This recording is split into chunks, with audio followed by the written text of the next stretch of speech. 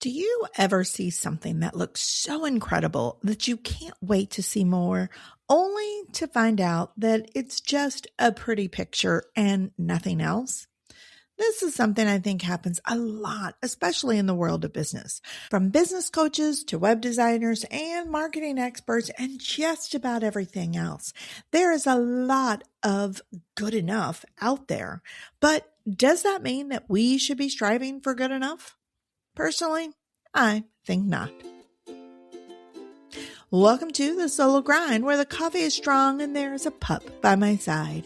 Here we talk about the behind the scenes of building a business solo, the ups and downs and all the things a lot of people just don't talk about. It's not always easy building a business as a team of one, but when you have a dream this good, it's hard to settle for less. So grab your cup of coffee, my friend, and let's talk. Hello, everybody, and welcome to the Solo Grind. I am pretty excited to be here recording today because I just love my life and I love sharing this little part of it with you. For those of you who are new around here, let me take just a moment to introduce myself. I am Teresa Schloop, the original caffeine creative, and by day, I am a web designer who loves what she does. I thrive at working with solo small business owners, bringing their dreams and their online presence to the next level. And if that is something you are looking for, I would love to do that for you. So pop on over to my website at caffeinecreative.io, where you can book a free 20-minute chat with yours truly. And if you're just here to tune in, or if you're looking to take a DIY route, I also want to make sure you check out my Solo Grind Central, which is a library of resources that I share for those looking to do things on their own and save a little bit of money. Just because you are in business by yourself doesn't mean you have to do it all by yourself. And these resources, my friends, are free because I want to support your dream and help make it happen a little bit more quickly. Plus, I just love sharing my secrets and what I have done to build my own business. And I share those secrets with you through Solo Grind Central. Now, back to today's episode. So I was just recently traveling with my hubby Todd, and we took a little trip to the coast. It was about 4 or 5 days. And honestly, we had such a great time on this trip. It was really fun to get away, to enjoy the sand and the surf and a little bit warmer air. We got to walk on the beach in the mornings and watch the pelicans fly, which I think is one of my most favorite things to do in the world. We got to look for seashells, which my husband is so much better at finding the really cool seashells than I am, but I found a few. And we got to play in the surf. Now, that is what I love doing. I love it when the ocean washes up those little pockets of bubbles. I will go and jump in them almost every time I see them, because to me, it's just fun. So we had this really great time enjoying the ocean and just enjoying the time together. And while we were on this trip, we found this cute little lodge to stay in that was pretty close to the beach, a few miles or so. And it's this lodge that actually inspired today's episode. So let me tell you a little bit about this place because I feel like it actually sets the tone for the point that I want to make here in today's episode. First of all, this lodge, it was very small, very cute, very tidy. It was cozy, I would say. It had about 8 to 12 rooms, so not very big. And it was a really beautiful and calm feel when you stepped inside to your room.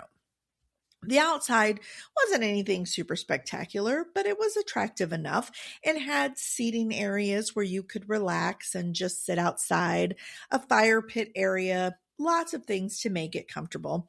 And again, when you stepped inside the rooms, they were just lovely and very calming. They had a very coastal vibe to the decor with pretty quilts and seashells and pictures from local photographers. I mean, it was really just beautiful. And It also had a lot of little extra special touches that makes it just a little bit more memorable than staying in, say, a chain hotel where things are good enough and functional. Two of the extra touches that I personally love the most was, first of all, they had great big giant fluffy towels. Now, when we do our travel, a lot of times staying in the, chain hotels and stuff, the towels there are fine. They're very functional and often a little bit scratchy. These towels were nice, big, fluffy, and so comforting. You just enjoyed using this towel when you stepped out of the shower. So that was touch number one that I really, truly appreciated. The second touch that they did was every day I got these fabulous homemade cookies delivered to our room. Okay. So one cookie for each of us, and their red velvet cookies, oh my God, they are some of the best cookies I've ever had in my life. In fact, I can't wait to try and make some red velvet cookies myself. And I hope that I can get even close to what they created because they were phenomenal. So this kind of sets the scene for this sweet, quaint little lodge that we stayed in. These added touches, this level of excellence that you don't always get when you go with things that are good enough. When finding this lodge, I felt like I had found this beautiful little hidden gem and was really pretty excited about it, especially when I saw the little extra touches they added in. But I soon realized that while they did these extra things really good, pretty doesn't make functional. And there was a lot of things lacking in the space that kind of diminished the quality of our stay. So the first thing is there was no place for us to unpack really. Even when I'm on a 2-day trip, I am an unpacker. I am that girl. But there was no place to put my stuff for the most part. There was also no place to lay out the suitcase so that we could get access to it. Anytime we needed to get into the suitcase, we had to lay it out on our bed and get what we needed and then put everything back in and put it away. And it was kind of a big ordeal. We couldn't just grab what we needed. And there also was no mirror in the place. There was a small one over the sink, but really it only framed your face. So you could, I could put on my moisturizer, but I couldn't see how my clothes looked when I got dressed. And so that was a little bit of an issue for me as well. And finally, there was one big issue that we had a lot of problems with, and that was the bathroom. So the bathroom, it was beautiful. There was concrete floors that which were really pretty concrete floors. The shower itself was made with stones. But functionality of this bathroom was seriously lacking. For one, you couldn't open the shower door without pushing the bath mat out of the way, which meant you had to step into this concrete floor, which was slippery when you just stepped out of the shower. That beautiful rock shower was really kind of uncomfortable to stand on, and it was so tiny. I could not wash my feet in the shower. I cannot bend over and wash my feet, and my feet got really sandy from walking on the beach. And there was no room to prop my foot up on the wall to wash my feet. There was just no way it was happening. Finally, the towel rack, the little hanger for my towel, was a good 3 feet away from the shower. So not only did I have to step out onto this concrete floor without a rug for safety, but then I had to walk across the slippery floor to get to the towel. So pretty wasn't functional. Now, I don't want to totally rip on this hotel. Again, there was a fabulous staff. There were fabulous things. And I know that they had really good intentions, especially because they took the time to put in those special little touches. But good intentions don't mean good delivery. Even though we enjoyed our stay, very much so, there was enough lacking in the functionality and the comfort in this little lodge that we will think twice before we go back again. And I know my interior design clients and friends right now are probably planning on how they would fix this space. And I don't think you would be wrong. I definitely had some ideas myself on how I would make things a little bit better, but that's not really the point that I want to make with today's episode. The point that I want to make is that this cute little lodge had really good ideas, really good intentions, and mediocre execution. Things looked good, they looked pretty, they just didn't work. And I don't know about you, but I see this a lot in the world that we live in all areas of business. I see people that have really good ideas and good intentions, but put little effort and thought into the execution of those ideas. And yet they still want people to pay top dollar for what they're providing. I realize that there are a lot of people out there who think good enough is and what they deliver is just fine. And maybe it is. I realize that. I have high standards and I know that. Maybe good enough is just fine in some things. Although I'm having a hard time thinking of an example where good enough is acceptable in my world. In my mind, good enough is equivalent to mediocrity. And mediocrity is not something that I personally ever strive for or that I really am honestly willing to pay for. In my opinion, mediocrity is one of the things that is hurting the world we live in today. Mediocrity leads to a lack of innovation. It stops us from seeing what we can actually truly create when we settle for good enough. And it diminishes our motivation. When good enough or mediocre results is all that we ever strive for, we don't get to see what we truly can accomplish. And in my mind, what is the point for just striving for good enough? I also think that when we strive for just good enough or mediocre results, as I would call them, that we have a lot of unfulfilled potential. There is so much inside each and every one of us that we can use to create something incredible, that we can use to make our corner of the world just a little bit of a better place. And yet, too many of us think that good enough is fine and let mediocrity guide the way. When we do that, our real potential is never going to be seen. It's never going to be fulfilled, and we won't know what we're capable of, which means that we are missing out on some really incredible opportunities to learn, to grow, to see what we actually can accomplish, opportunities to attract people and abundance into our life that makes our lives richer. Personally, that is just not okay for me.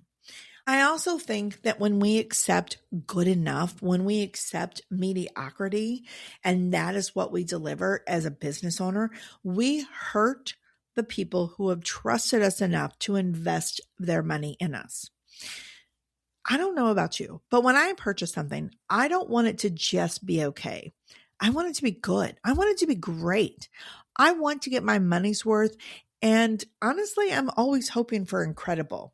So when I get something that is less than good, something that is lacking, my trust in that company, that business is diminished greatly to the point that I may never invest time or money in them again, which is why in my own business and my own life, I strive for excellence in everything that I do.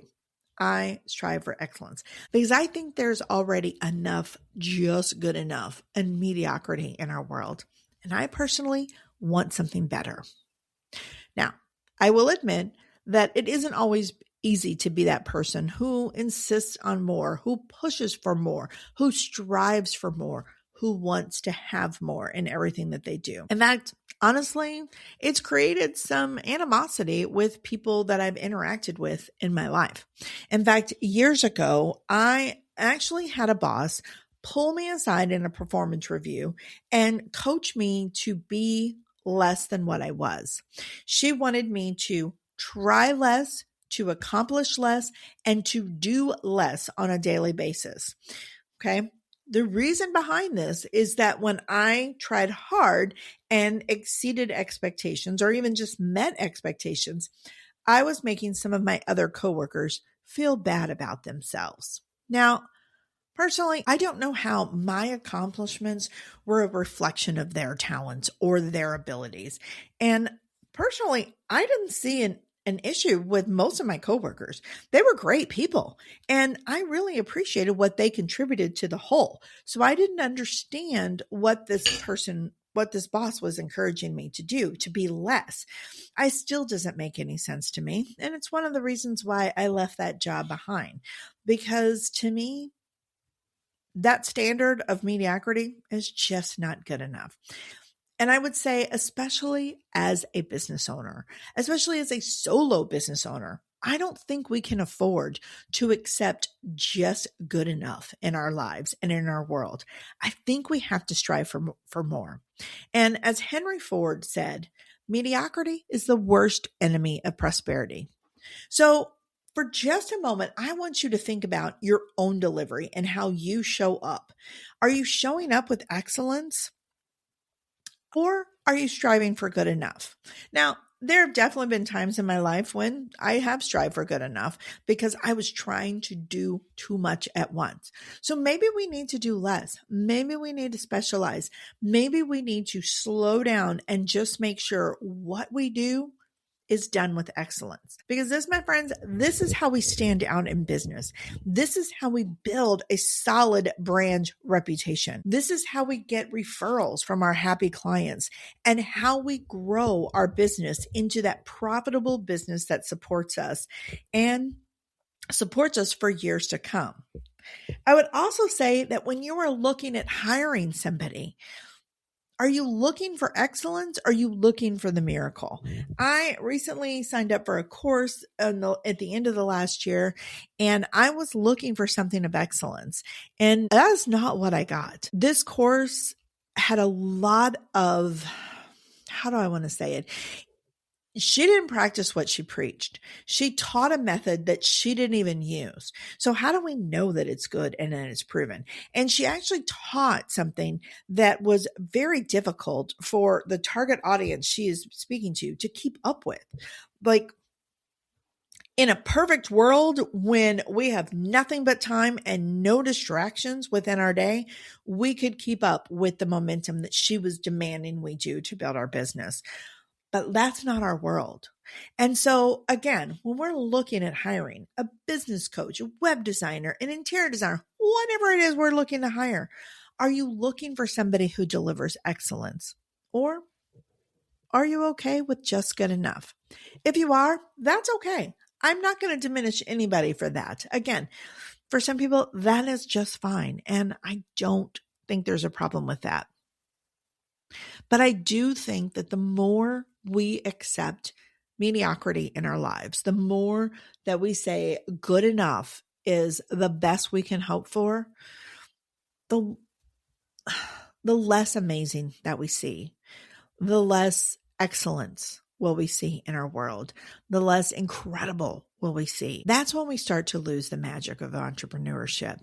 That's when we stop creating something amazing and we just fill the world with more noise. So with that, I think I'm going to hop off of my soapbox for today, but I'm going to leave you with this thought. Being excellent, it is a choice that we all have an opportunity to make. And sure, there are some times when it's not necessary. But if you really want to stand out, if you really want to create something that makes your corner of the world a better place, I personally don't think that you can strive for anything less. I hope that today's episode has inspired you, and I hope that it hasn't made you feel less than. That is never my goal. I see the amazing inside of you. I see how incredible you can be, and I see the potential in every single person I meet.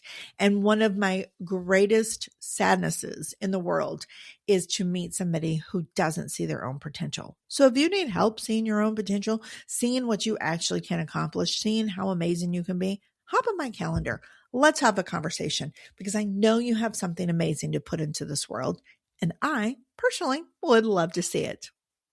Thanks so much for tuning in this week, and I look forward to connecting with you all again very soon in the near future.